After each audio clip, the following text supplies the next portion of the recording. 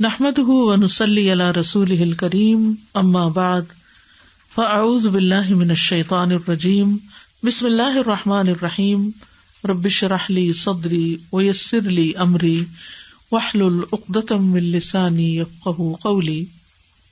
یہ بتائیے کہ ماہ ذی الحجہ جو ہے اس کی فضیلت کے بارے میں قرآن مجید میں کیا آتا ہے؟ سورۃ الفجر میں آتا ہے والفجر وليال عشر والشفع والوتر واللیل اذا یسری هل فی ذلک قسم لذی حجر، قسم ہے فجر کی اور 10 راتوں کی اور جفت اور طاق کی اور رات کی جب وہ چلتی ہے، یقیناً اس میں عقل والے کے لیے بڑی قسم ہے۔ ابن عباس، ابن زبیر، مجاہد اور ان کے علاوہ بہت سے اگلے پچھلے اسکالرز نے یہی بات کہی ہے کہ ان 10 راتوں سے مراد ذوالحجہ کی پہلی 10 راتیں ہیں۔ ذوالحجہ کی 2 فضیلتیں ہیں بڑی، ایک یہ کہ حج کا مہینہ ہے، جیسے رمضان روزے رکھنے کا مہینہ ہے تو ذوالحجہ کیا ہے؟ حج کا مہینہ، اور دوسرا یہ کہ حرمت والا مہینہ ہے۔ رمضان کی فضیلت یہ تھی کہ اس میں قرآن نازل ہوا تھا اور اس میں روزے رکھتے ہیں، اور یہاں پر حج اور حرمت۔ حرمت والے مہینے کتنے ہیں؟ کل 4 مہینے ہیں، رجب، ذوالقعدہ، ذوالحجہ اور محرم۔ اور حج کے مہینے کون سے؟ شوال، ذوالقعدہ، ذوالحجہ کے 10 دن۔ اس مہینے کی جو فضیلت ہے اس میں خاص طور پر اس کے جو 10 دن ہیں یہ افضل ایام الدنیا ہے، دنیا کے افضل ترین دن، سب سے بہترین دن۔ رسول اللہ صلی اللہ علیہ وسلم نے فرمایا دنیا کے دنوں میں افضل ترین دن 10 دن یعنی 10 ذوالحجہ کے دن ہیں۔ کوئی دن اللہ کے ہاں ان 10 دنوں سے زیادہ عظمت والا نہیں۔ ان کی عظمت کو محسوس کیجیے، سمجھیے، ان کو عام دنوں کی طرح ہم نے نہیں گزارنا۔ حدیث میں آتا ہے کوئی دن اللہ کے ہاں ان 10 دنوں سے زیادہ عظمت والا نہیں، اور نہ ہی کسی دن کا عمل اللہ تعالیٰ کو ان 10 دنوں کے عمل سے زیادہ محبوب ہے۔ پس تم ان 10 دنوں میں کثرت سے لا الہ الا اللہ، اللہ اکبر اور الحمدللہ کہو۔ تو ان دنوں میں کرنے والا افضل ترین کام کیا ہے؟ یہ تسبیحات زیادہ سے زیادہ، تہلیل، تکبیر، تحمید۔ ابن عباس کہتے ہیں کہ رسول اللہ صلی اللہ علیہ وسلم نے فرمایا اللہ تعالیٰ کو کوئی نیک عمل کسی دن میں اتنا پسندیدہ نہیں جتنا ان دنوں میں پسندیدہ اور محبوب ہوتا ہے، یعنی 10 ذوالحجہ۔ صحابہ نے کہا اللہ کے رسول کیا جہاد فی سبیل اللہ بھی نہیں؟ آپ نے فرمایا نہیں، جہاد فی سبیل اللہ بھی نہیں، مگر جو کوئی شخص اپنی جان اور مال لے کر نکلا ہو پھر کچھ واپس نہ لایا ہو۔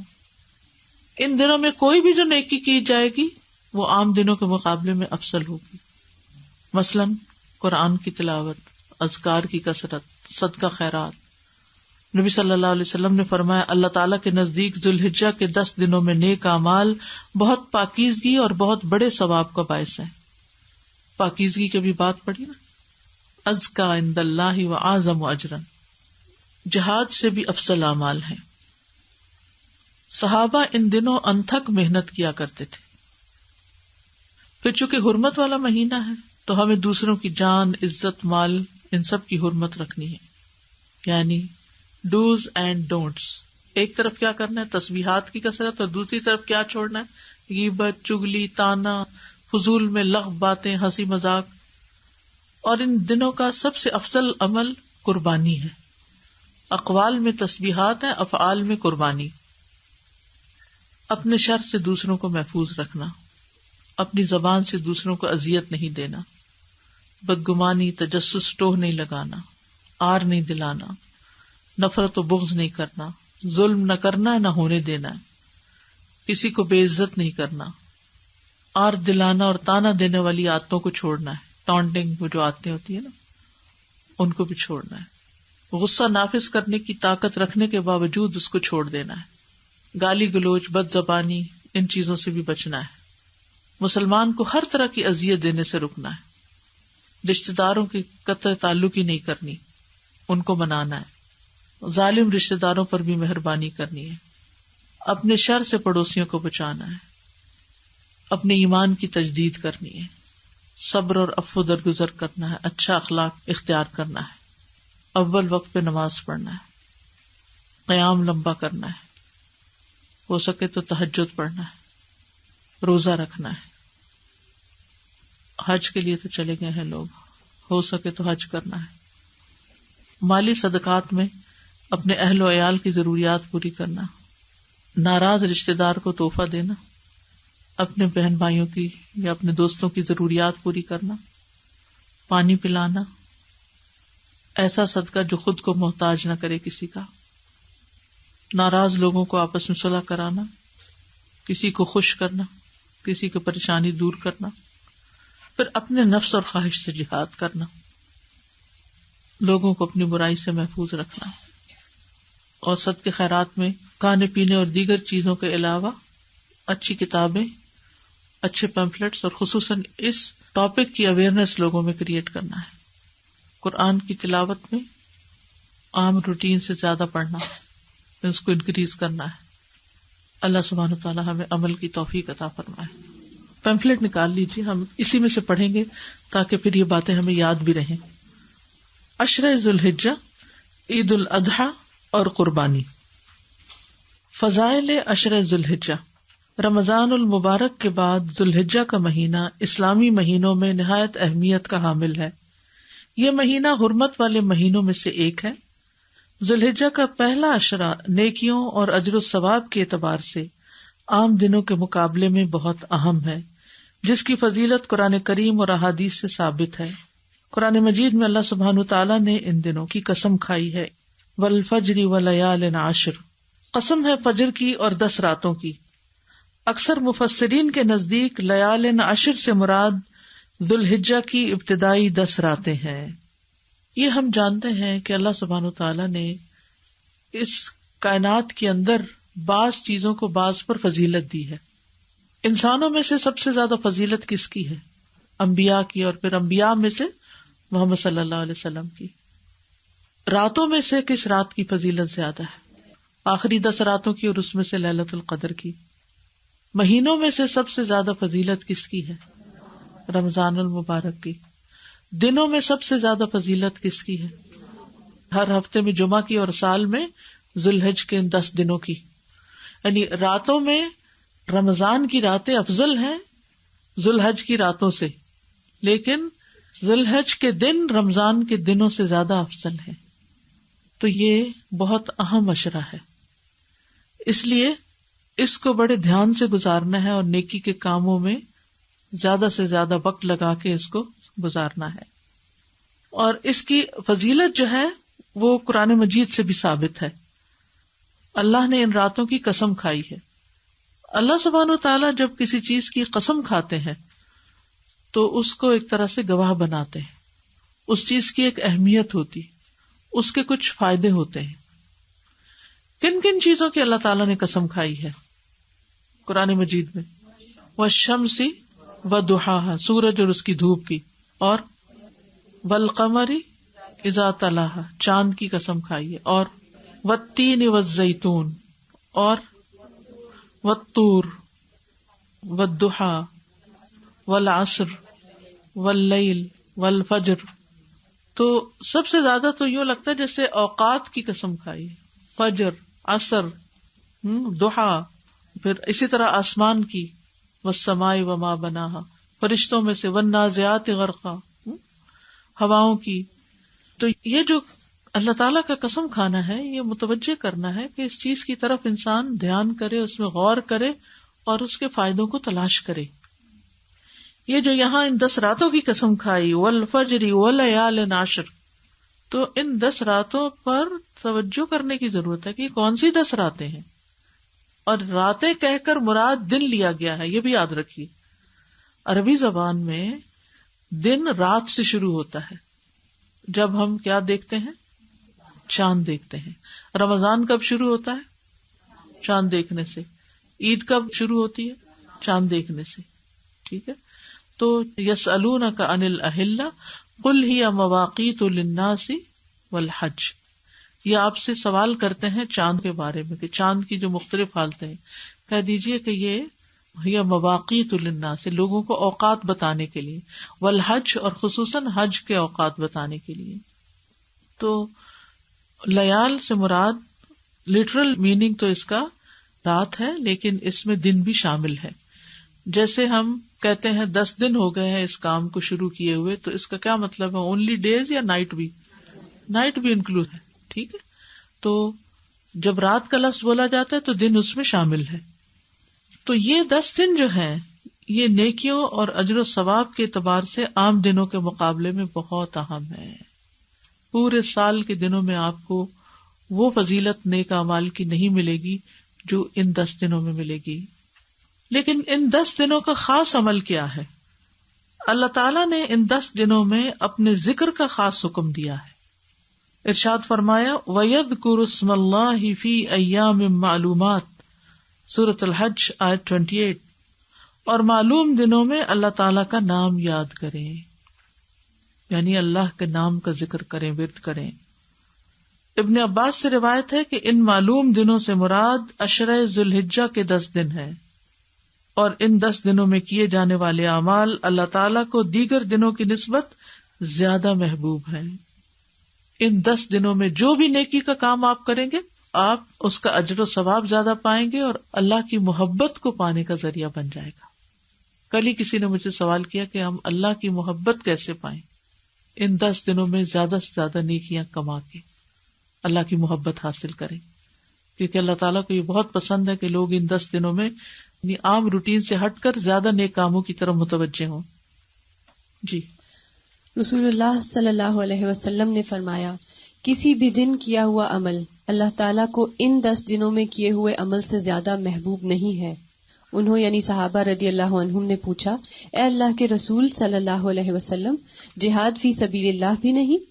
آپ صلی اللہ علیہ وسلم نے فرمایا، جہاد فی سبیل اللہ بھی نہیں، ہاں مگر وہ شخص جو اپنی جان و مال کے ساتھ نکلے اور کچھ واپس لے کر نہ آئے، یعنی شہید ہو جائے.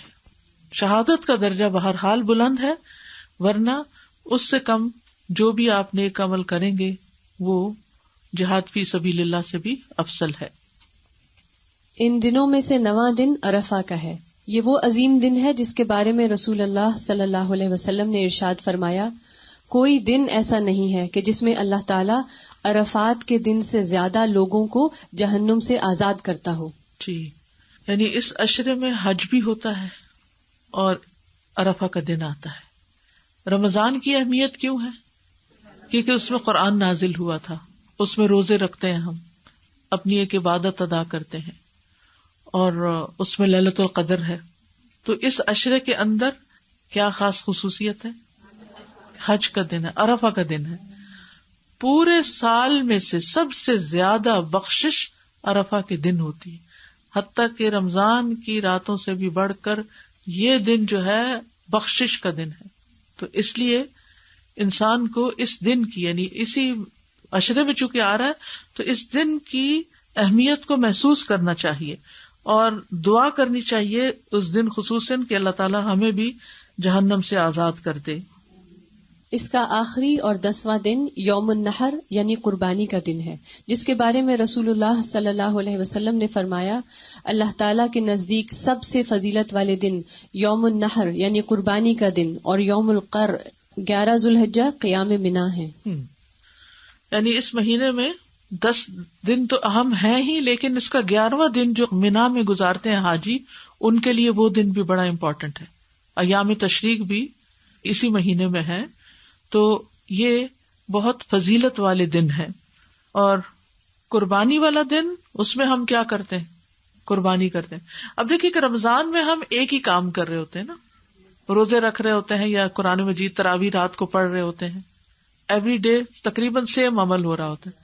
لیکن عشرہ ذی الحج میں ملٹیپل کام کر رہے ہوتے ہیں جن میں قربانی بھی ہے، یعنی جان کا صدقہ بھی ہے، اور روزہ بھی ہے عرفہ کے دن کا، یا پھر حج کرنا ہے عرفہ کے دن، یا پھر یہ تکبیرات خصوصی طور پر پڑھنی ہے جو خود بتائی گئی. یعنی یہ سارے اعمال بتائے گئے کہ ان دنوں میں کیے جائیں. عشرہ ذی الحجہ میں کرنے کے کام. عشرہ ذی الحجہ میں کرنے کے کام. عشرہ ذی الحجہ اہل ایمان کے لیے نیکیاں کرنے اور اجر و ثواب حاصل کرنے کا بہترین موقع ہے.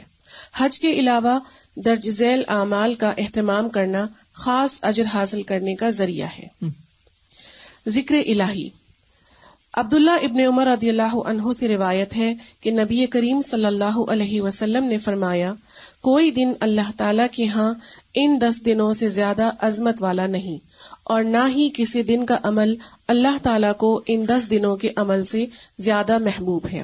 پس تم ان 10 دنوں میں کثرت سے تحلیل یعنی لا الہ الا اللہ، تکبیر یعنی اللہ اکبر، اور تحمید یعنی الحمدللہ کہو۔ امام بخاری رحمہ اللہ نے بیان کیا ہے کہ ان 10 دنوں میں ابن عمر اور ابو ہریرہ رضی اللہ عنہما تکبیر پکارتے ہوئے بازار نکلتے اور لوگ بھی ان کے ساتھ تکبیرات کہنا شروع کر دیتے۔ صحابہ اکرام رضی اللہ عنہم سے مختلف تکبیریں پڑھنا ثابت ہے، مثلا اللہ اکبر، لا الہ الا اللہ واللہ اکبر وللہ الحمد، اللہ اکبر کبیرا والحمد للہ کثیرا وسبحان اللہ بکرۃ واصیلا۔ تو ان 10 دنوں میں جو کرنے کے کام ہیں ان میں سے سب سے اہم کام ذکر الہی ہے، اور ذکر میں بھی جو سب سے افضل ذکر ہے ان دنوں کا، جو خود بتا دیا گیا۔ ویسے تو سارے اذکار میں اللہ کا ذکر ہوتا ہے، اچھی بات ہے، لیکن کسی مخصوص دن یا وقت یا مہینے کے لیے مخصوص ذکر کا بتایا جانا شارع کی طرف سے وہ زیادہ فضیلت کا باعث بن جاتا ہے۔ تو اس لیے ان دنوں میں تکبیرات کا اہتمام زیادہ کرنا چاہیے۔ کوئی دن اللہ کے ہاں ان 10 دنوں سے زیادہ عظمت والا نہیں، جیسا کہ ایک اور حدیث میں آتا ہے، افضل ایام الدنیا العشر یعنی 10 ذی الحج، دنیا کے افضل ترین دنوں میں 10 دن یعنی 10 ذی الحجہ کے دن ہیں، اور پھر ان 10 دنوں میں کوئی عمل اس عمل سے زیادہ محبوب نہیں، اور وہ کیا ہے؟ لا الہ الا اللہ اور اللہ اکبر اور الحمدللہ پڑھنا۔ اس لیے ان دونوں طرح کی تکبیرات کو صحابہ جو ہیں وہ پڑھا کرتے تھے، اور یہ اجر عظیم پانے کے بہترین مواقع ہیں۔ صحابہ کرام سخت محنت کیا کرتے تھے۔ سعید بن جبیر ذی الحجہ کے 10 دن داخل ہونے کے بعد عبادت میں بہت زیادہ کوشش کرتے، اتنی کہ ان کی ہمت نہ ہوتی جس پر، یعنی کہ اپنی ہمت سے بڑھ کے ان دنوں میں اپنے آپ کو تھکایا کرتے تھے۔ تکبیرات ذرا پڑھیے۔ اللہ اکبر، لا الہ الا اللہ، اللہ اکبر، اللہ اکبر وللہ الحمد، اللہ اکبر کبیرا الحمد للہ کثیرا سبحان اللہ بکرۃ واصیلا۔ آپ کے پاس یہ دوسرا پیمفلٹ بھی ہے، بلو کلر کا ہے نا، اس میں آپ دیکھیے کہ پیچھے کی طرف یہ تکبیرات لکھی ہوئی، آپ یہ کر سکتے ہیں گھر لے جا کر اس کو اپنے وارڈروب پہ یا اپنے ڈریسنگ ٹیبل پہ یا کسی بھی جگہ جہاں آپ کی نظر زیادہ پڑتی ہے وہاں اس کو چپکا دیں۔ اس کے علاوہ ایک اور کارڈ بھی آپ کو بک اسٹال سے مل جائے گا جس میں صرف تکبیرات لکھی ہوئی۔ دوسرا یہ کہ اس کا فائدہ یہ ہے اس بروشر کا کہ اس کے اندر کرنے کے کاموں کی ڈیٹیل دی ہوئی ہے، جو آپ کو ریمائنڈر ہو سکتا ہے، آپ اس کو پڑھ سکتے ہیں۔ اگر آپ اس کو کھولیں اور کھول کے بھی لگا دیں تو یہ پوسٹر 10 دن لگا رہے تو آپ کو نیک نیک کاموں کی یاد دہانی ہوگی۔ آپ چاہیں تو اس کو کسٹمائز کر کے اپنے پرسنل مزید کوئی چیزیں اس میں لکھنا چاہیں جو اس میں نہیں لکھی ہوئی تو وہ بھی آپ لکھ سکتے ہیں، کیونکہ یعنی نماز، روزہ، قرآن مجید، ذکر اور دعا، صدقہ و خیرات، خدمت خلق، عید اور قربانی، متفرقات، یہ ساری چیزیں ان 10 دنوں میں جمع ہو سکتی ہیں، کیونکہ کسی بھی دن کیا ہوا عمل اللہ تعالیٰ کو ان 10 دنوں میں کیے ہوئے عمل سے زیادہ محبوب نہیں۔ دوسرا اہم کام جو ان دنوں میں کرنے کا ہے وہ ہے روزہ رکھنا۔ 9 ذی الحجہ کو روزہ رکھنا باعث ثواب ہے۔ رسول اللہ صلی اللہ علیہ وسلم سے یوم عرفہ کے روزے کے بارے میں پوچھا گیا تو فرمایا، یکفر السنۃ الماضیۃ والباقیۃ، صحیح مسلم، گزشتہ سال اور آئندہ سال کے گناہوں کا کفارہ ہے۔ ایک اور روایت سے پتہ چلتا ہے کہ رسول اللہ صلی اللہ علیہ وسلم 9 ذی الحجہ، یوم عاشورہ اور ہر ماہ میں سے 3 دن روزے رکھتے تھے۔ سنن ابی داؤد۔ نوٹ: حاجی میدان عرفات میں یہ روزہ نہیں رکھے گا۔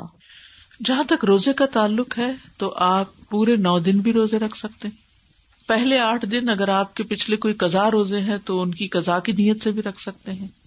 لیکن 9 تاریخ کا روزہ چونکہ مخصوص روزہ ہے جو 2 سال کے گناہوں کا کفارہ ہے تو وہ عرفہ کے روزے کی نیت سے ہی رکھ لیجیے.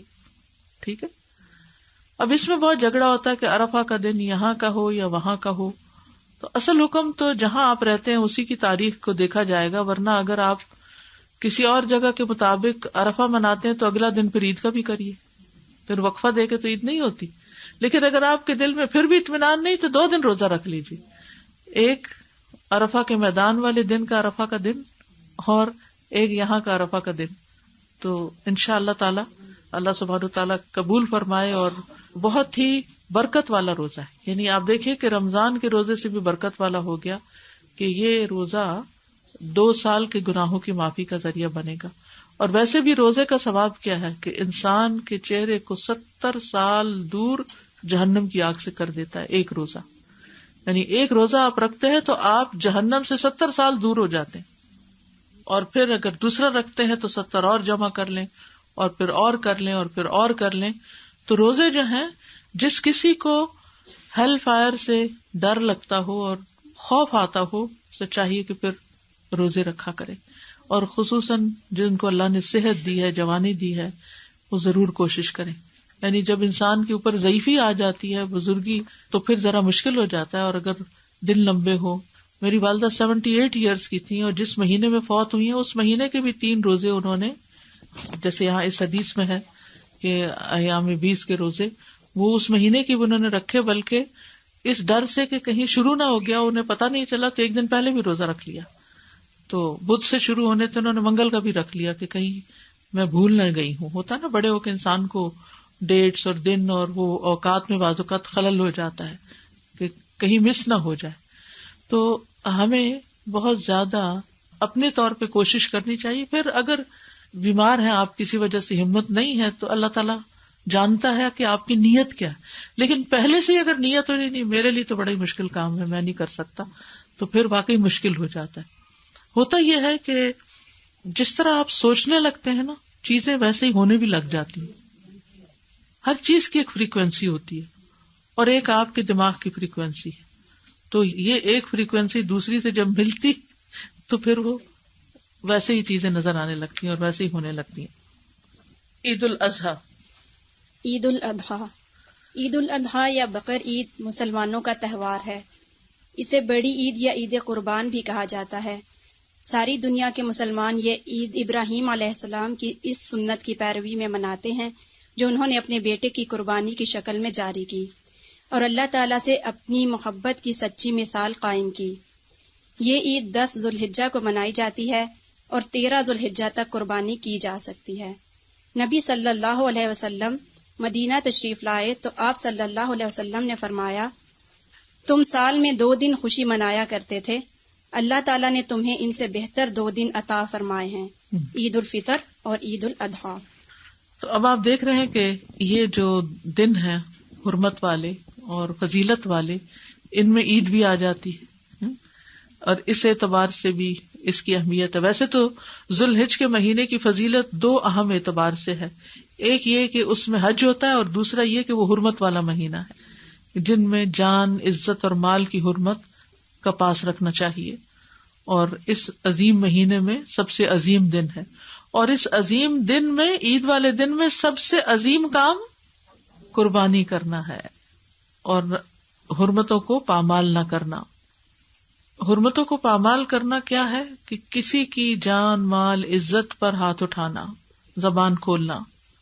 حسن رضی اللہ عنہ نبی صلی اللہ علیہ وسلم کے اس قول کہ صبح آدمی ایمان والا ہوگا اور شام کو کافر یا شام کو ایمان والا ہوگا اور صبح کافر کے متعلق بیان فرماتے تھے کہ صبح کو اپنے بھائی کی جان، مال اور عزت کو اپنے اوپر حرام سمجھے گا لیکن شام کو حلال سمجھنے لگے گا، اور اسی طرح شام کو حرام سمجھتا ہوگا اور صبح اس کو حلال کر لے گا. یعنی وہ اس حدیث کا مفہوم یہ بیان کیا کرتے تھے کہ ایک شخص ایمان میں ہے، دوسروں کے بارے میں اچھا گمان رکھتا ہے، شام تک موڈ ہی بدل گیا اور غیبت شروع کر دی یا کوئی الزامات دینے شروع کر دیے. تو اس لیے ان دنوں میں جہاں کچھ کرنے کے کام ہے وہاں کچھ نہ کرنے کے کام بھی ہے. جیسے کل میں نے عرض کیا تھا نا کہ دین مکمل نہیں ہوتا جب تک کہ ہمارے اعمال میں سے کچھ عمل آئے نہ اور کچھ عمل نکلے نہ. ہم بعض اوقات کرنے والے کام تو بہت سے کرتے رہتے ہیں اور نہ کرنے والے کام چھوڑتے نہیں ہیں، جن میں خصوصی طور پر حرمتوں کو پامال کرنا، کسی کی جان، مال، عزت، آبرو. رسول اللہ صلی اللہ علیہ وسلم نے فرمایا ایک مسلمان کی ہر چیز دوسرے مسلمان پہ حرام ہے، اس کا خون، اس کا مال، اس کی عزت و آبرو. اپنے ہر قسم کے شر سے دوسروں کو محفوظ رکھنا چاہیے. نبی صلی اللہ علیہ وسلم نے فرمایا تم میں سب سے بہتر وہ ہے جس سے خیر کی امید ہو. یعنی جب وہ سامنے سے آ رہا ہو تو آپ کہیں کوئی اچھی بات ہی کرے گا، اس کے منہ سے اچھی بات نکلے گی، یہ مجھے ذلیل نہیں کرے گا، یہ میرے ساتھ بدتمیزی نہیں کرے گا، یہ مجھے کوئی ٹانٹ نہیں کرے گا، یہ میرے پہ کوئی چڑھائی نہیں کرے گا، خیر ہی ہوگی اس سے. تو آپ سوچئے کہ ہماری پرسپشن کیا ہے جب ہم کسی سے ملتے ہیں یا دور سے آ رہے ہوتے ہیں تو لوگ ہمیں دیکھ کے کیا فیل کرتے ہیں؟ اچھا فیل کرتے ہیں یا دے گیٹ اسکیئرڈ کہ پتہ نہیں ابھی کیا ہونے والا ہے، کیا کرے گا، کون سی بات مجھے پرانی یاد کرا دے گا اور کہاں سے تانا دے دے گا. یعنی کچھ لوگوں سے اپنی عزت بچانی پڑتی ہے اور ایسے لوگ کترا کے نکل جاتے ہیں، اور کچھ لوگ ہوتے ہیں کہ جن کے ملنے کا انتظار رہتا ہے کہ وہ آئیں اور ان سے کوئی خیر کی بات سنیں. اور فرمایا سب سے بدتر وہ ہے جس سے کسی خیر کی توقع نہ ہو، کوئی تمہارا بھلا نہ کرو اور اس کے شر سے امن نہ ہو. تو اس لیے بہت ضروری ہے کہ ان دنوں میں غیبت، چغلی وغیرہ سے بچنا چاہیے، اپنی زبان سے دوسروں کو اذیت نہیں دینی چاہیے، آپس میں نفرت اور بغض کو چھوڑ دینا چاہیے، نہ ظلم کرنا چاہیے نہ ہونے دینا چاہیے، کسی کو بے عزت نہیں کرنا چاہیے، آر دلانے اور تانا دینے والی عادتوں کو چھوڑ دینا چاہیے، کیونکہ جو شخص کسی کو آر دلائے گا اس پر اس چیز کا وبال آئے گا. ٹھیک ہے، رسول اللہ صلی اللہ علیہ وسلم نے فرمایا اگر کوئی آدمی تمہارے کسی برے فعل پر جسے وہ جانتا ہے تمہیں آر دلائے تو تم اس عیب کو جسے تم جانتے ہو اسے تانا مت دینا. یعنی کسی نے تمہیں تانا دے دیا ہے تو بدلہ لینے کے لیے تانا نہ دینا، کیونکہ اس چیز کا وبال اس پر ہوگا جو اس نے کی ہے. تو یہ بہت اہم چیز ہے. بالکل جیسے حج کے دنوں میں کیا حکم ہے کہ فلا رفث ولا فسوق ولا جدال فی الحج، کہ گناہ کے کام نہیں، جھگڑا نہیں، بے حیائی کے کام نہیں. پھر گالی گلوچ اور بد زبانی سے انسان کو بچنا چاہیے، ہر قسم کی اذیت سے دور رہنا چاہیے. نہیں جیسے سب کے سامنے تھوک دینا، گلی بازار پہ کوڑا پھینکنا، پیشاب کر دینا کسی کے سامنے، اس طرح کی جو بھی چیزیں دوسروں کو اذیت دینے والی ہیں. پھر اسی طرح قطع رحمی کے وبال سے بچنا چاہیے، کیونکہ قطع رحمی کرنے والے کے اعمال قبول نہیں ہوتے، اور جو رشتوں کو کاٹ کے رکھتا ہے یا جھوٹی قسم اٹھاتا ہے وہ مرنے سے پہلے اس کا وبال دیکھ کر رہے گا. ظالم رشتہ داروں پر بھی مہربانی کرنی چاہیے، خادموں پر زیادتی سے بچنا چاہیے، پڑوسیوں کو شر سے بچانا چاہیے. عید کے دن کرنے کے کام. عید کے دن کرنے کے کام: غسل کرنا، خوشبو لگانا اور بہترین لباس پہننا، تکبیرات پڑھنا، عید کی نماز سے قبل کچھ نہ کھانا، نماز عید کے لیے جلد جانا، خواتین اور بچوں کو عیدگاہ لے کر جانا، اذان اور تکبیر اقامت کے بغیر عید کی نماز پڑھنا، نماز کے بعد خطبہ سننا، استطاعت کے مطابق قربانی کے جانور کو ذبح کرنا، گوشت کی تقسیم کرنا، باہم ملاقات و دعا دینا، تقبل اللہ منا و منکم. جی اس میں باقی باتیں تو ہم سب کرتے ہی ہیں، لیکن ایک چیز جو بڑی اہم ہے اور اس کی طرف سے ہم غافل ہوتے ہیں وہ خطبہ سننا. عید کے دن 2 رکعتیں بس جلدی سے پڑھ کے فوراً لوگ کھڑے ہونے لگتے ہیں، یا تو واپس جانے لگتے ہیں یا پھر ایک دوسرے سے گلے ملنے لگتے ہیں. امام صاحب بول رہے ہیں، پرواہ نہیں ہے. تو جتنی نماز امپورٹنٹ ہے ایسے ہی یہ نماز کا حصہ ہے، یہ خطبہ بھی سننا لازم ہے. تو اس وقت خاموشی ہونی چاہیے، جیسے جمعے کے خطبے میں خاموشی ہوتی ہے، پورے ادب، احترام اور وقار کے ساتھ. ہوتا یہ ہے کہ بعض اوقات ہم لیٹ پہنچتے ہیں، اسی لیے یہاں یہ بھی لکھا گیا جلدی پہنچے.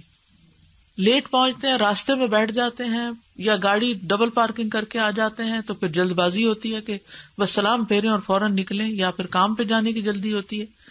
تو یہ ان آداب کے خلاف ہے بات، تو اس پر توجہ کرنی چاہیے.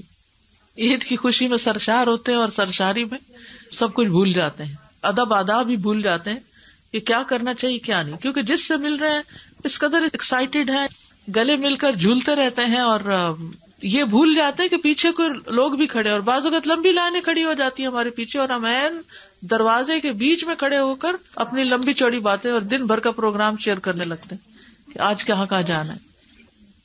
تقبل اللہ منا و منکم، اللہ تعالی ہم سے اور آپ سے عبادت قبول فرمائے. نماز عید کے لیے ایک راستے سے جانا اور دوسرے سے واپس آنا، ہلکے پھلکے کھیلوں اور اشعار کے ذریعے خوشی منانا. جی، بچوں کے ساتھ یعنی خاص طور پر کچھ نہ کچھ ایسا پروگرام رکھا جائے کہ جس سے انہیں محسوس ہو کہ آج خوشی کا دن ہے. قربانی، عشرہ ذوالحجہ کی آخری مگر اہم ترین عبادت قربانی ہے. قربانی کا لفظ قرب سے نکلا ہے اور اصطلاحاً قربانی سے مراد وہ عمل ہے جو اللہ تعالیٰ کی رضا اور قرب کے حصول کے لیے جانور ذبح کرنے کی شکل میں 10 ذوالحجہ سے 13 ذوالحجہ تک کیا جاتا ہے. ٹھیک، تو قربانی جو ہے نا یہ اللہ کا قرب حاصل کرنے کے لیے کی جاتی. لوگ اس میں بڑی لمبی چوڑی بحثیں کرتے ہیں، جس کے پاس 7.5 تولے سونا ہو اس پر قربانی واجب ہے، اور جس کی جاب اتنے پیسوں کی ہو وہ قربانی کرے گا. تو اصل بات یہ ہے کہ قربانی اللہ کے قرب کے لیے ہوتی ہے کہ ہم اللہ کے قریب ہوں، اور اللہ کی محبت میں کی جاتی ہے، شکرانے کے طور پر ادا کی جاتی ہے کہ اللہ نے ہمیں نعمتیں دی ہیں، ہم دوسروں کو بھی نعمتوں میں شریک کریں. تو اس میں لمبی چوڑی مین میخ نہیں نکالنی چاہیے، اور اگر آپ کے اندر وسعت ہے تو قربانی کر لیں، کیونکہ اصل چیز ہے وسعت، کہ آپ اپنے اخراجات پورے کرنے کے قابل ہیں. اور اگر ایک قربانی بھی سب گھر والوں کی طرف سے ہو جائے تو کافی ہوتی ہے. مقاصد قربانی، مقاصد قربانی اللہ کی رضا و خوشنودی حاصل کرنا، خالصتاً اللہ کے حکم کی اطاعت کرتے ہوئے اس سے محبت کے اظہار و اعتراف کے طور پر اپنے آپ کو ہر طرح کی ریاکاری سے بچاتے ہوئے جانور ذبح کرنا ہی قربانی کا اصل مقصد ہے. قرآن مجید میں نبی اکرم صلی اللہ علیہ وسلم کو خطاب کرتے ہوئے فرمایا گیا فَصَلِّ لِرَبِّكَ وَانْحَرْ، یعنی اپنے رب کے لیے نماز پڑھ اور قربانی کر. ایک اور جگہ فرمایا قُلْ إِنَّ صَلَاتِي وَنُسُكِي وَمَحْيَايَ وَمَمَاتِي لِلَّهِ رَبِّ الْعَالَمِينَ، کہہ دیجئے بے شک میری نماز، میری قربانی، میرا جینا، میرا مرنا اللہ رب العالمین کے لیے ہے.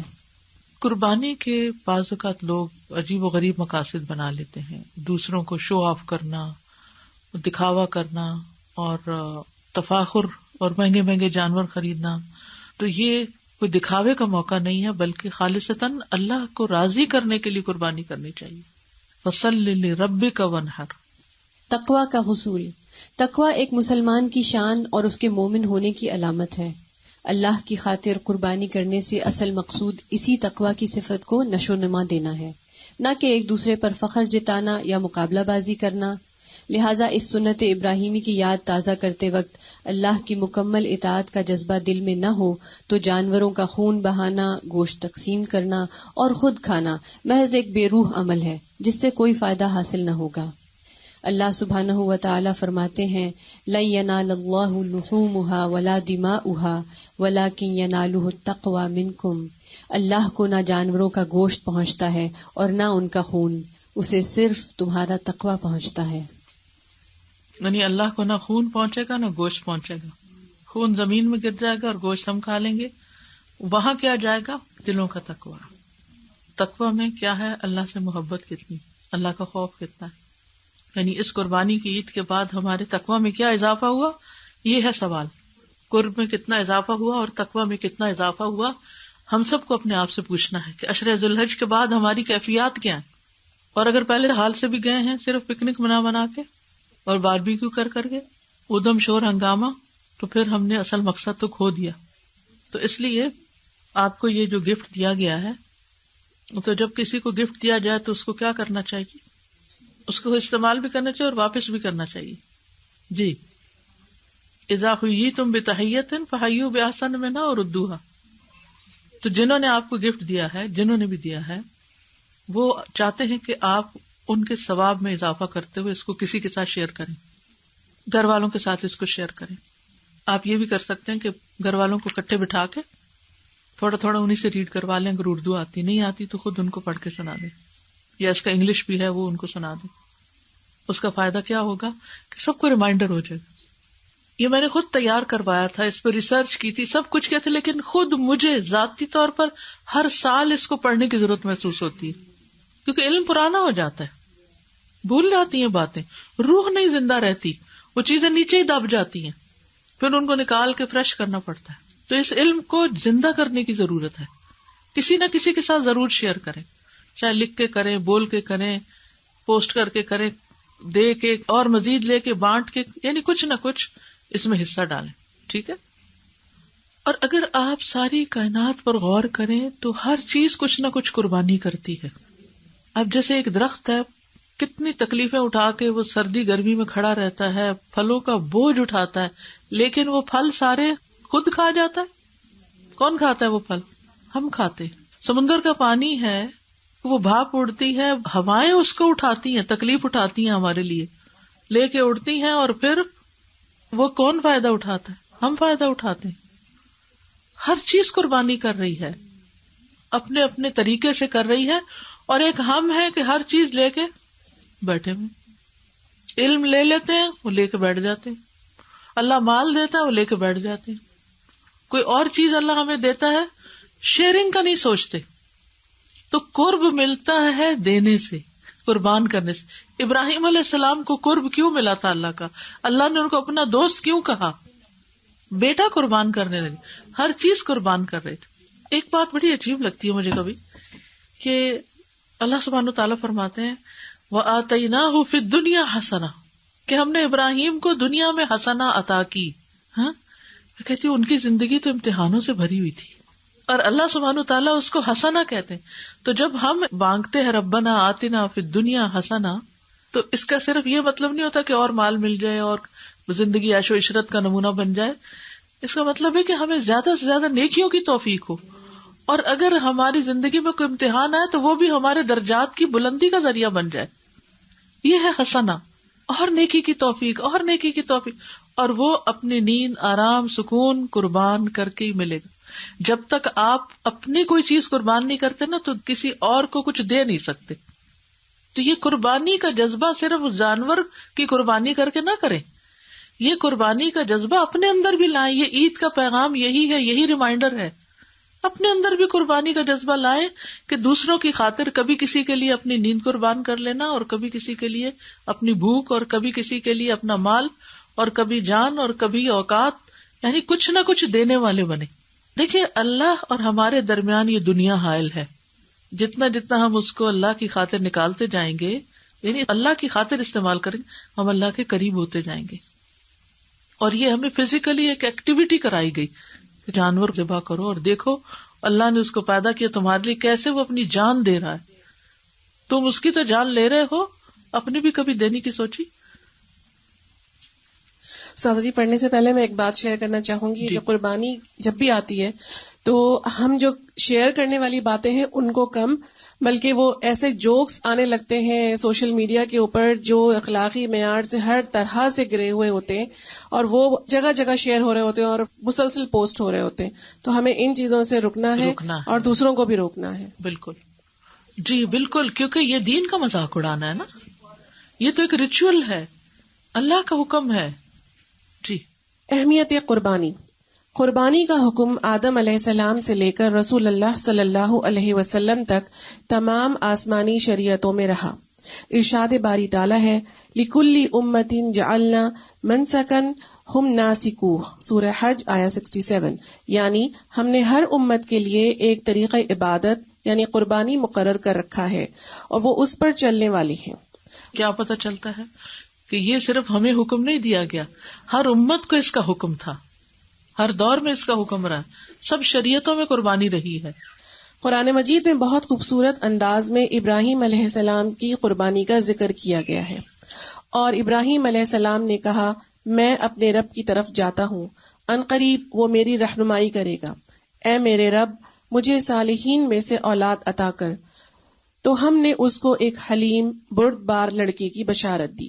وہ لڑکا جب اس کے ساتھ دوڑ دھوپ کرنے کی عمر کو پہنچ گیا تو ابراہیم علیہ السلام نے کہا بیٹا میں نے خواب میں دیکھا ہے کہ میں تجھے ذبح کر رہا ہوں، تیرا کیا خیال ہے؟ اس نے کہا اے میرے ابا جان، جو آپ کو حکم دیا گیا ہے کر ڈالیے، آپ انشاءاللہ مجھے صابروں میں سے پائیں گے. تو جب ان دونوں نے اطاعت کی اور اسے اسماعیل علیہ السلام کو ماتھے کے بل گرا دیا، اور ہم نے ندا دی کہ اے ابراہیم تو نے خواب سچ کر دکھایا، بے شک ہم نیکی کرنے والوں کو ایسی ہی جزا دیتے ہیں، بے شک البتہ یہ ایک بہت واضح امتحان تھا، اور ہم نے ایک بڑی قربانی کے ذریعے اس کا فدیہ دیا، اور ہم نے بعد والوں میں اس کا ذکر خیر قائم کر دیا۔ سورہ صافات آیہ 99 سے 108 تک۔ یہ ہے ابراہیم علیہ السلام اور اسماعیل علیہ السلام کے کردار میں تسلیم و رضا کا وہ بے مثال نمونہ جو بارگاہ الہی میں اس درجے مقبول ہوا کہ رہتی دنیا تک اللہ تعالیٰ نے اس سنت کو جاری کر دیا۔ یہ نہ صرف ابراہیم علیہ السلام خلیل اللہ کی سنت ہے، بلکہ نبی کریم صلی اللہ علیہ وسلم نے عید الاضحیٰ کے موقع پر قربانی کو اپنی سنت قرار دیا۔ رسول اللہ صلی اللہ علیہ وسلم نے فرمایا، بے شک اس دن ہم پہلا کام یہ کرتے ہیں کہ نماز عید ادا کرتے ہیں، پھر واپس پلٹتے ہیں اور قربانی کرتے ہیں۔ جس شخص نے ایسا ہی کیا اس نے ہماری سنت کو پا لیا۔ صحیح بخاری۔ ایک اور روایت میں نبی کریم صلی اللہ علیہ وسلم نے نماز عید کے بعد قربانی کرنے کو اہل اسلام کی سنت قرار دیتے ہوئے فرمایا، جس نے نماز عید سے پہلے ذبح کیا تو اس نے اپنے لیے ذبح کیا، اور جس نے نماز عید کے بعد ذبح کیا اس کی قربانی مکمل ہو گئی اور اس نے مسلمانوں کی سنت کو پا لیا۔ اس سے یہ پتہ چلتا ہے کہ نماز عید سے پہلے جانور قربان نہیں کرنا چاہیے۔ بعض لوگ اپنے غریب رشتہ داروں کو پاکستان یا انڈیا یا جہاں وہ رہتے ہیں وہاں بھجوا دیتے ہیں قربانی کے پیسے کے، چلیں ایک ہم یہاں کر رہے ہیں ایک آپ وہاں کر لیں، رشتہ داری کا حق بھی ادا ہو جائے گا اور ان کو گوشت بھی مل جائے گا۔ تو ان کو خاص تاکید کریں کہ جب ہماری عید کی نماز ہو جائے تو وہ قربانی کریں، کیونکہ آپ کے عید 9 گھنٹے بعد 10 گھنٹے کے بعد یہاں شروع ہوتی ہے وہاں سے، تو وہ ایسا نہ ہو کہ پہلے ہی جانور قربان ہو چکے ہوں، دوسرے دن کر لیں۔ جی ہاں، رسول اللہ صلی اللہ علیہ وسلم نے ہمیشہ اس سنت ابراہیمی پر عمل کیا۔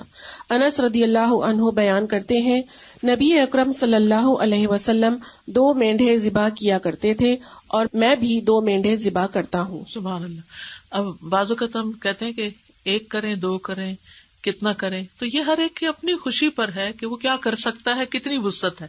تو حضرت انس جو ہے وہ کہتے ہیں نبی صلی اللہ علیہ وسلم 2 کرتے تھے اس لیے میں 2 کرتا ہوں۔ تو اب اس میں کوئی ہارڈ اینڈ فاسٹ رول تو نہ ہوا نا۔ قربانی کے بارے میں آپ صلی اللہ علیہ وسلم کا اہتمام اس سے بھی واضح ہوتا ہے کہ حجۃ الوداع کے موقع پر آپ صلی اللہ علیہ وسلم نے حج کی قربانی کے 100 اونٹ ذبح کرنے کے ساتھ ساتھ عید الاضحیٰ کی قربانی کے لیے اپنی طرف سے 1 بکری اور ازواج مطہرات کی طرف سے 1 گائے ذبح کی۔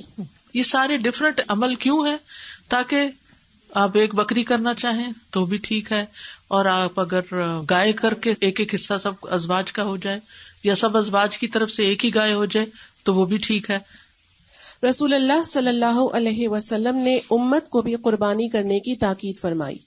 مخنف بن سلیم رضی اللہ عنہ روایت کرتے ہیں کہ جب ہم رسول اللہ صلی اللہ علیہ وسلم کے ساتھ عرفات میں تھے تو آپ صلی اللہ علیہ وسلم نے فرمایا، اے لوگو، ہر سال ہر گھر والوں پر قربانی ہے۔ استطاعت کے باوجود قربانی نہ کرنے والے لوگوں کے بارے میں رسول اللہ صلی اللہ علیہ وسلم نے فرمایا، جو وسعت کے باوجود قربانی نہ کرے وہ ہماری عیدگاہ کے قریب نہ آئے۔ صحابہ اکرام بھی اتباع رسول صلی اللہ علیہ وسلم میں قربانی کا اہتمام فرماتے۔ ابو امامہ بن سہل رضی اللہ عنہ نے بیان کیا، ہم مدینہ میں اپنے قربانی کے جانوروں کو پرورش کے لیے موٹا کرتے تھے، اور مسلمان دیگر بھی اسی طرح انہیں پال کر موٹا کرتے تھے۔ یعنی اچھے سے اچھا جانور قربان کر رہے ہیں، دکھاوے اور تفاخر کے لیے نہیں، لیکن اللہ کے قرب کے لیے۔ جیسے نماز کیا ہے؟ تحیہ، تحفہ ہے، تو قربانی بھی کیا ہے؟ تحفہ ہے، اللہ کے لیے کر رہے ہوتے ہیں۔ تو اللہ تعالیٰ کو تو جانور کا گوشت خون نہیں پہنچتا، لیکن جو چیز پیش کر رہے ہیں وہ تو خوبصورت ہو نا۔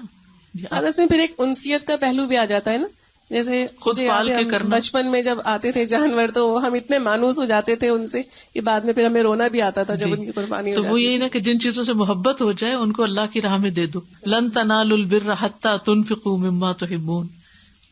حکمت قربانی۔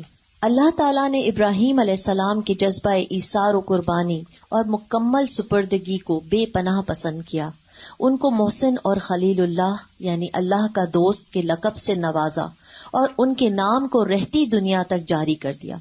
لہذا تمام دنیا کے مسلمان ہر نماز میں نبی کریم صلی اللہ علیہ وسلم کے ساتھ ابراہیم علیہ السلام پر بھی درود بھیجتے ہیں اور ان کی قائم کردہ سنت کو زندہ رکھتے ہوئے ہر سال قربانی کرتے ہیں.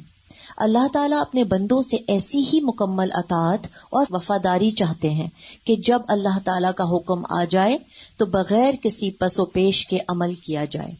یہی حکمت قربانی کرنے کے پیچھے موجود ہے. چنانچہ دنیا بھر کے مسلمان قربانی کی اس سنت پر عمل کرتے ہوئے اللہ تعالیٰ سے عہد کرتے ہیں کہ اے رب العالمین، ہم تیرے اطاعت گزار بندے ہیں. جب تیرا حکم ہوگا تو ہم دین اسلام کی خاطر کسی قسم کی قربانی سے دریغ نہیں کریں گے. ابراہیم علیہ السلام نے خواب میں اللہ تعالیٰ کا حکم پانے کے بعد تمام عقلی دلائل کو ایک طرف رکھ دیا اور کمال عبودیت کا اظہار کرتے ہوئے اپنی عزیز ترین متاع اللہ تعالیٰ کے حضور پیش کر دی. ہر سال 10 ذی الحجہ کو جانوروں کی قربانی کرنا اس جذبہ عبودیت کی یاد کو تازہ کرنا ہے. کیونکہ جب صحابہ نے پوچھا تھا کہ ما هذه الاضاحی، تو آپ نے فرمایا تھا سنت ابیکم ابراہیم. کہ انہوں نے پوچھا یہ قربانیاں ہم کیوں کرتے ہیں؟ فرمایا تمہارے باپ ابراہیم کی سنت ہے. یعنی انہوں نے اپنے بیٹے کی قربانی کرنے سے بھی دریغ نہیں کیا، تو ہم ان کی پیروی میں کم از کم ایک جانور تو قربان کر دیں. احکام قربانی قربانی کی نیت کے ساتھ جانور ذبح کرنا ضروری ہے. قربانی کا جانور نماز عید کے بعد ذبح کرنا ضروری ہے. جندب بن سفیان رضی اللہ تعالیٰ عنہ روایت کرتے ہیں کہ میں عید الاضحیٰ کے دن رسول اللہ صلی اللہ علیہ وسلم کے ساتھ تھا. جب آپ صلی اللہ علیہ وسلم لوگوں کو نماز پڑھا چکے تو دیکھا کہ ایک بکری ذبح کی ہوئی ہے. آپ صلی اللہ علیہ وسلم نے فرمایا، جس نے نماز سے پہلے ذبح کیا وہ اس کے بدلے میں دوسری بکری ذبح کرے، اور جس نے ذبح نہیں کیا تو وہ بسم اللہ پڑھ کر کرے. صحیح بخاری. بکرا، دمبا، بھیڑ وغیرہ کی قربانی ایک ہی شخص کر سکتا ہے، لیکن گائے کی قربانی میں 7 افراد اور اونٹ کی قربانی میں 10 افراد شریک ہو سکتے ہیں. سنن ترمذی. قربانی کرنے والا ذوالحجہ کا چاند دیکھنے کے بعد بالوں اور ناخنوں کو نہ کاٹے. مسافر بھی قربانی کر سکتا ہے. صحیح بخاری. سب گھر والوں کی طرف سے ایک قربانی کرنا کافی ہے. صحیح بخاری. کسی رشتہ دار، دوست یا تمام مسلمانوں کی طرف سے بھی قربانی کی جا سکتی ہے. صحیح مسلم. مرحومین کی طرف سے بھی قربانی کی جا سکتی ہے. سنن ابن ماجہ. کسی رشتہ دار، دوست یا اجتماعی قربانیوں کا اہتمام کرنے والے اداروں کے ذریعے قربانی کروانا درست ہے. قربانی کے جانور کی رقم کسی بھی دوسرے مصرف میں دینے سے قربانی کا حق ادا نہ ہوگا، خواہ وہ پیسہ کتنے ہی نیک، رفاہی یا صدقہ و خیرات کے کاموں میں دیا جائے. کیونکہ بہت سے لوگ یہ سمجھتے ہیں کہ غریبوں کا خیال رکھنا چاہیے، ان کے پاس کپڑا نہیں، ان کے پاس تعلیم نہیں، تو یہ بس پیسہ دے دیں. یہ وہ سارا سال ہے آپ کے پاس پیسہ دینے کا، لیکن اس وقت آپ ان کو گوشت کھلائیں، جو ایک سنت ہے. مطلب یہ کہ اگر کوئی سفر میں ہے، جیسے سمر ہے، بہت سے لوگ آج کل کینیڈا وزٹ پہ آئے ہوئے ہیں، فیملیز، اب وہ کہیں ہم تو جہاں سفر پہ ہیں، ہم نے کیا قربانی کرنی؟ تو نہیں، مسافر بھی قربانی کرے گا اگر وہ صاحب استطاعت ہے. یہ مطلب ہے. قربانی کے جانور کی شرائط. قربانی کے جانور کی شرائط. نبی کریم صلی اللہ علیہ وسلم نے امت کو قربانی کے لیے 2 دانت کا جانور ذبح کرنے کی تلقین فرمائی. بہت چھوٹا بیبی نہ ہو بلکہ 2 دانت نکلے ہوئے ہوں اس کے، دوندہ جس کو بولتے ہیں. جی. جابر رضی اللہ عنہ سے روایت ہے کہ رسول اللہ صلی اللہ علیہ وسلم نے فرمایا، قربانی میں ذبح نہ کرو مگر مسنہ، جو 1 برس کا ہو کر دوسرے میں لگا ہو. البتہ جب تم کو ایسا جانور نہ ملے تو دمبے کا جزء، دمبے کا وہ بچہ جو 1 سال کا ہو، ذبح کرو. نوٹ، یہ اجازت صرف دمبے کے بچے کے لیے ہے، بکری کے بچے کے لیے نہیں. یعنی 1 سال والا. خصی اور غیر خصی دونوں قسم کے جانوروں کی قربانی کرنا سنت سے ثابت ہے. جابر بن عبداللہ رضی اللہ عنہ سے روایت ہے، رسول اللہ صلی اللہ علیہ وسلم کے پاس 2 سینگوں والے چتکبرے بڑے بڑے خصی مینڈھے لائے گئے. آپ صلی اللہ علیہ وسلم نے ان دونوں میں سے ایک کو پچھاڑا اور فرمایا، اللہ تعالیٰ کے نام سے، اور اللہ تعالیٰ سب سے بڑا ہے. یعنی بسم اللہ اللہ اکبر.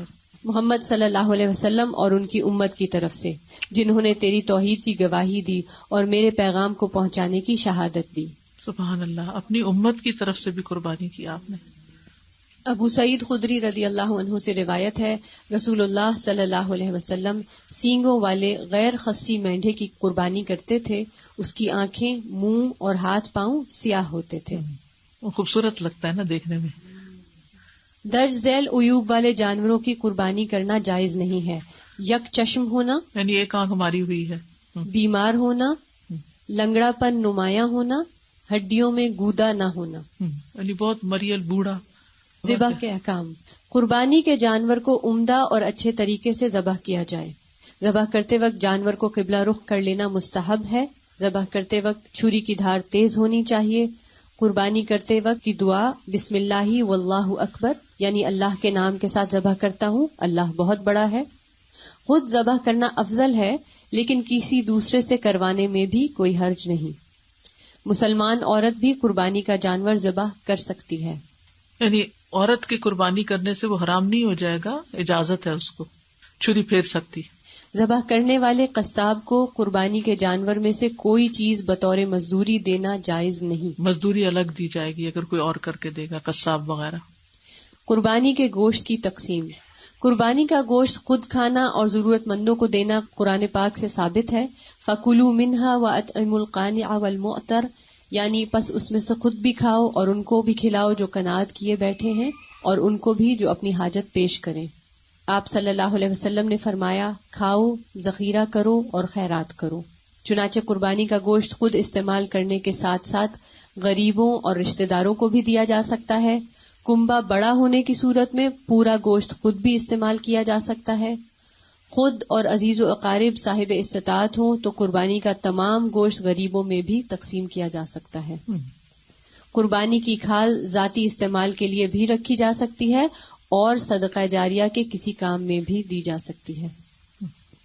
اگر ایک گھر میں ایک قربانی ہوتی ہے تو کافی ہے، اگر وہ سب اپنی اپنی کرنا چاہے تو بھی ٹھیک ہے، اور اگر ایک سب کی طرف سے ہونا چاہے تو وہ بھی ٹھیک ہے، سب کی ہو جائے گی۔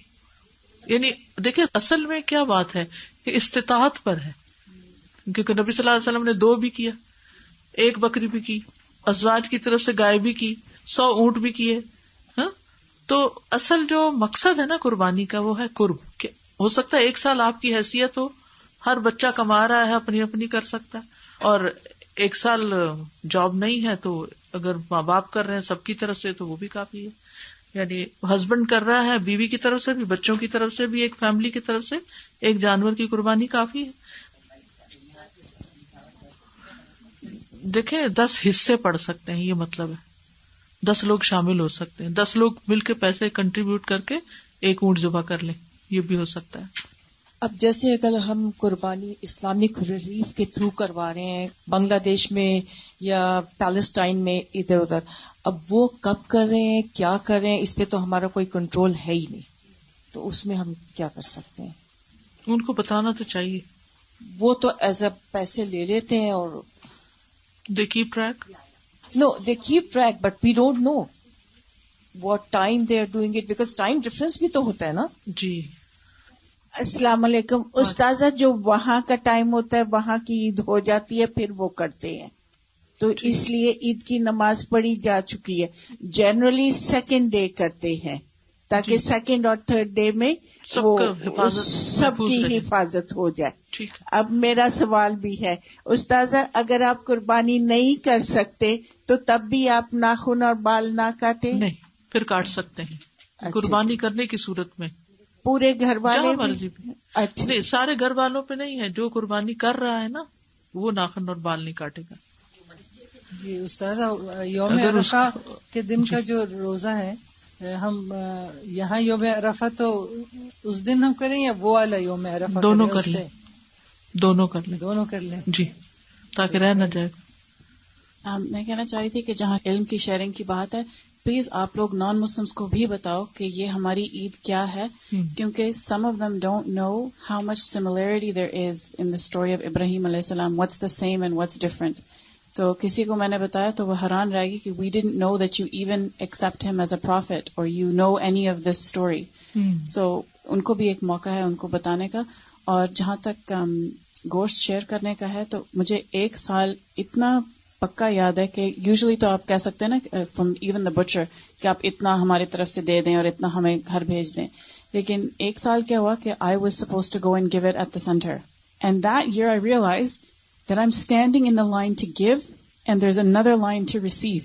And even though you know, conceptually you know کہ ہم دے رہے ہیں, ہم ان کو دے رہے ہیں جن کو گوشت نہیں ملتا, but to see people walking out with packets of meat and rice and whatever and realize that you're just here to drop it off and go home. تو وہ جو اللہ سبحانہ تعالیٰ کا شکر اس وقت آپ دیتے ہیں, تو everyone, I would say, try to physically go and do something so that it's not just in your mind, but your heart feels it too. Yes. استاذہ السلام علیکم. وعلیکم. مجھے پوچھنا تھا کہ مرحومین کی طرف سے جو قربانی دی جاتی ہے وہ اس میں میں کلیئر نہیں ہوں کہ کچھ کہتے ہیں کہ آپ وہ گوشت استعمال نہیں کر سکتے, وہ صرف صدقے میں چلا جاتا ہے. ایسا کچھ بھی نہیں ہے. قربانی کا گوشت جو ہے وہ آپ چاہے کھائیں, چاہے آپ فریز کر لیں سارا, چاہے سارا بانٹ دیں, چاہے رشتے داروں کو دیں. کوئی ہمیں ہارڈ اینڈ فاسٹ رول نہیں بتایا گیا, ہر ایک کی سچویشن پر ڈپینڈ کرتا ہے. اچھا, ہمیں اتنی زیادہ کیوں نہیں بتائیں گئی چیزیں تاکہ وسعت رہے. ہر ایک کی سچویشن ڈفرینٹ ہوتی ہے تو پھر اس کے مطابق وہ عمل کر سکتا ہے. اگر پابندیاں لگا دی جاتی تو پھر تو ہمارے ہاتھ بن جاتے. السلام علیکم. وعلیکم. استاذہ, یہ جو ناخن اور بال ہم نہیں کاٹتے 10 دن, تو یہ عید کی نماز کے فوراً بعد کاٹنے ہوتے ہیں یا پھر تھوڑا بعد میں بھی کاٹ سکتے ہیں؟ جی, بس نماز پڑھنے کے بعد بھی کاٹ سکتے ہیں. سب کچھ اچھا ہے, لیکن کبھی کبھی ایسا دیکھا گیا ہے, کلچرل بات ہے کہ گوشت آیا قربانی کا, اب اس کے حصے لگے تو جو سب سے بڑی اس کی ٹانگ ہوتی ہے وہ سسرال بھیج دیتے ہیں لڑکی کی, تاکہ تعلقات غریب, ہاں, اور غریب رہ جاتے ہیں. اب غریب سری بھیج دیتے ہیں. غریب بھی ہوتے ہیں ہمارے رشتے داروں میں. سر تو ٹاپ پر ہے, سری بھیجا کریں سب کو عزت دینے کے لیے. السلام علیکم استاذہ جی. وعلیکم السلام. اگر آدمی نہیں کما رہا, عورت کما رہی ہے, تب بھی قربانی ہو جائے گی سارے گھر کی طرف سے؟ جی ہو جائے گی. جی. اور دوسرا اگر دونوں میاں بیوی شیئر کر لیں جیسے تھوڑا تھوڑا, جی ایسا بھی کر سکتے ہیں بالکل. بچوں سے بھی حصہ ڈلوا لیں. جزاکم اللہ خیرا. سبحانک اللہم و بحمدک, اشہد ان لا الہ الا انت, استغفرک و اتوب الیک. السلام علیکم و رحمۃ اللہ وبرکاتہ. اللهم صل على محمد وعلى آل محمد كما صليت على إبراهيم وعلى آل إبراهيم إنك حميد مجيد. اللهم بارك على محمد وعلى آل محمد كما باركت على إبراهيم وعلى